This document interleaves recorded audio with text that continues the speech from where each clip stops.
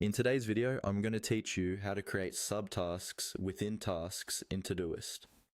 Having subtasks is a great way to break bigger projects into clear, manageable pieces, and Todoist makes this really straightforward. I'll walk you through the process step by step, and you can follow along in your own account as we go. First, open Todoist and head to the project where your main task lives. This might be a work project, a personal to-do list, or any other project you've already created. Once you're in that project, look through your task list and click on the main task you want to break down. This opens the task detail view on the right side of the screen or in a separate panel depending on your layout. Inside this task view, you'll see all the task details like the title, due date, labels, and any comments or descriptions you may already have. This is also where you'll find the option to add subtasks. Look for the text or button that says Add Subtask. It's usually located near the bottom of the task details, below the description and comments area. Go ahead and click on Add Subtask.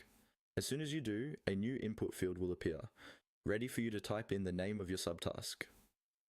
Think of each subtask as a small action that helps you complete the main task. For example, if your main task is create video for marketing, your subtasks might be things like write script, record voiceover, or edit video. Type the name of your first subtask, then press enter or return on your keyboard to save it. Todoist will add it under the main task, slightly indented so you can clearly see it's a subtask. If you want to add more, just click Add Subtask again, or in many cases you can simply press enter once more to create another one right below the first. You can also click into each subtask to set its own due date, priority, or labels if you like. This is helpful when different parts of a bigger task need to be done at different times or by different people.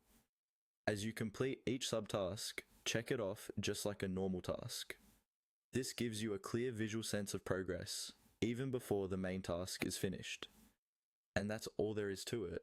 By opening your task and using the Add Subtask option, you can structure your work more clearly and make large tasks feel a lot less overwhelming.